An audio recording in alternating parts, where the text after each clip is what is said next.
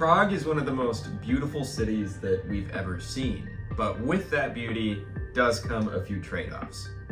Before you book your stay in Prague, watch this. Welcome back to Rootless Roads.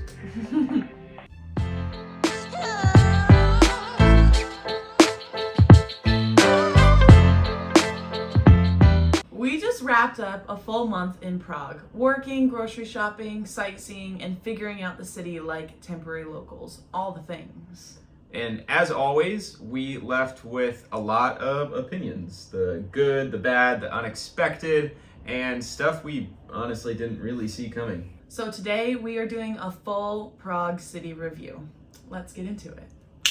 First off, the parks. There were an unreal amount of parks for a city. Almost every few blocks there seemed to be an awesome little green belt with a ton of trees, benches, people walking their dogs. It was really refreshing to see that in a city, to get some nature in. Number 2 would be the architecture and colors. Prague was full of pastel colored buildings. Literally every street we turned to walk down, it was just beautiful, lined with trees, and like I said, those pastel buildings. And the Gothic architecture, which was Yeah. awesome. So it was a blend of this dark Gothic architecture and these light pastels. It was really cool. That was awesome. And then third is the beer, obviously. Czech is known for their beer. They've seemed to have perfected the recipe. They invented the Pilsner. It was incredibly cheap. Everywhere you went had beer on tap. Even if you were going to like Vietnamese or Korean restaurants, they always had beer on draft, and it was awesome. Yeah. Cheaper than water in most places. Number 4 would be the food diversity. We saw everything from Czech food to Vietnamese food to Mexican food. We did try most of it as well, and we found some really cool places that we went back to multiple times. It was delicious. Some of the best Vietnamese food, some of the best pizza we've actually ever had, and I've spent a month and a half in Italy. So yeah, it was pretty awesome to see that. Yeah. Our favorite places were Parliament. They did traditional Czech food. One kitchen was made for their main dishes, and the other kitchen was specifically for making the dumplings. That was phenomenal and pretty decently priced compared to other things that we saw. Yeah. Bong, B-O-O-N-G, we got Vietnamese food there, good sushi and pad thai. And then the other place was Pizza Gatto. We went there twice as well. Made it right in front of you, cut your pizza with scissors. It was pretty cool. Yeah. Number 5 would be the proximity to other really cool cities. Prague is within about an hour to Pilsen, which is where the Pilsner was actually invented. You can do a tour of the brewery. Kutna Hora with the Sedlec ossuary. If you've never heard of it, definitely Google it. Český Krumlov, I think, is about 2 hours away, which is another really cool town that's cut off and enclosed by a river. So you're really close to a bunch of other cities to do really cool day trips. Yeah. Number 6 was they had great transportation systems. Confession, we didn't really use them a whole lot besides when we went to Kutna Hora, but they were always packed, spilling from the seams. Seemed really efficient. Number 7 is it was another extremely walkable city. That seems to be the theme of all of these European cities. We were a good 30-minute walk outside of all the touristy zones, and we were still within 10 minutes to any big grocery stores, gyms, even doctor's offices to get Natalie's contacts. Yeah. It was really walkable, which was awesome. Number 8, there were great thrift stores. We spent one day just exploring all the thrift and vintage stores that were around. We found some really cool pieces, but that's definitely a good way to spend a full day. Number 9 would be just, it seemed like there was endless sightseeing. Even that GPS My City app that we've talked about that builds tours throughout the city, I think there was like 9 different walks and tours, which is the most I've actually ever seen. There were so many different parts of Prague that all had amazing architecture and things to go see. So it really just kept us busy walking around and seeing things every time we went out. Number 10, it was a dog-filled city. There were dogs everywhere, and that kind of just gave us a taste of home, so it was really good to see people walking out with their dogs, and I pet a couple here and there, which was really nice. Number 11 is English was pretty widely spoken, especially in the touristy zones. It wasn't quite at the level that Budapest was, but it was still very approachable. We didn't really have many situations where communication wasn't really an option, which was awesome. We did talk to a couple locals though, and they said that once you get outside of the city, even when we went to Kutna Hora, there weren't as many people that spoke English. So predominantly in Prague is where you're gonna find English being spoken widely. Once you get outside of Prague, we heard it's a little bit more iffy.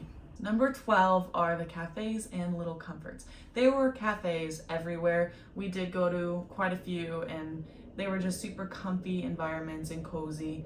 They were kind of in and out. We didn't spend a whole lot of time reading at the cafes or working at the cafes, but they were still all around and very cute. Now let's talk about the cons of Prague, especially in 2025 going into 2026, because it wasn't all magical fairy tales that we initially thought it was going to be. So the first thing, and honestly the biggest surprise that caught us off guard, is it was surprisingly very expensive. Yeah. Prague honestly didn't really feel much cheaper than the US. Eating out meals typically were $20 to $25 a piece. There was a few restaurants that were cheaper, but it was very expensive compared to what we thought. We actually went over our budget that we had set for ourselves. We will make another video talking about the budget specifically and how much money we spent on all these things, but it was drastically more expensive than Budapest, and after just a few days here in Poland, it seems drastically more expensive than Poland as well.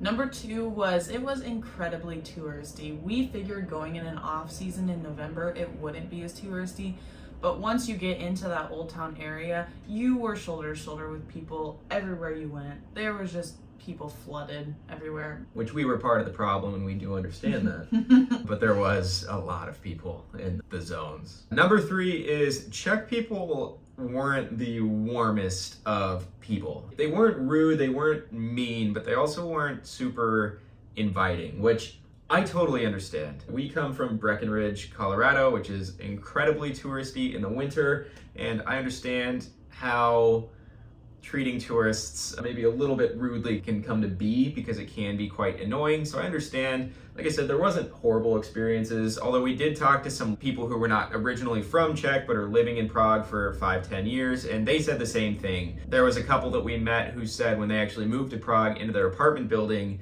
the Czech people wouldn't talk to them for almost a year because they didn't want them there. So interesting people. Some of them were amazing. We did have some great encounters, but just overall they weren't quite as inviting as we thought they would be. Number 4, and this can also relate back to the season that we were there, is there's not a whole lot to do besides sightseeing and drinking.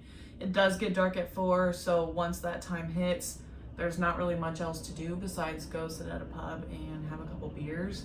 But we did try to amplify our time with sightseeing during the day when we could, and working in the evening. So it fit to our schedule, but keep that in mind for when you go, especially in winter. Yeah, I think that's the biggest lesson that we've learned so far, is doing this slow traveling system in the winter versus the summer. When it gets dark at 3:30, 4 o'clock, and it's cold all day, it's just a vastly different experience than when it's warm and gets dark at 9. Number 5 is there didn't seem to be as big of a cool subculture / underground culture scene, especially compared to Budapest, Berlin, a lot of the other large cities that we've been to in Europe. There didn't really seem to be as much of a kind of underground culture, and we definitely may have just missed that. And that's not a huge con, I think, to most people, but it is something that both of us really enjoy finding. And we just didn't really seem to find that, not like it was in Budapest or anything like that. And number 6 would be the tourist pricing and tourist tipping pressure.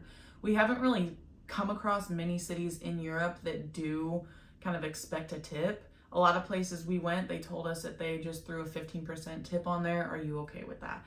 And it's not like you're gonna sit there and say no. We just enjoyed a really nice meal and the people were fairly nice. But there was that pressure there that we didn't really expect. Yeah, and there's a couple times where the pricing maybe seemed a little off, just depending on like the restaurant, if it was really local vibe.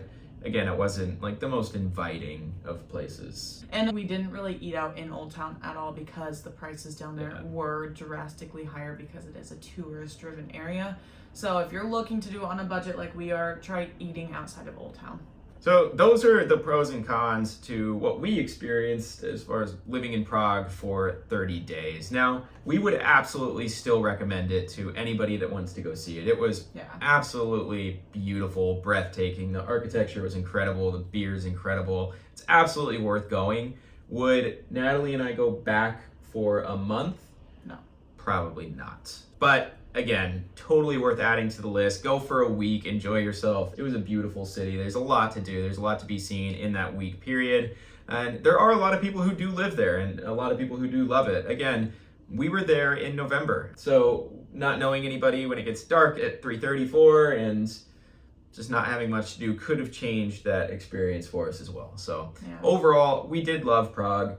Yeah, we did. It was beautiful. Yeah, it was awesome. All right, that is our Prague city overview. If you have any questions about traveling through Europe, drop them in the comments below. We would be happy to answer them for you. And if you want more budget breakdowns, city reviews, slow travel tips, make sure you hit subscribe.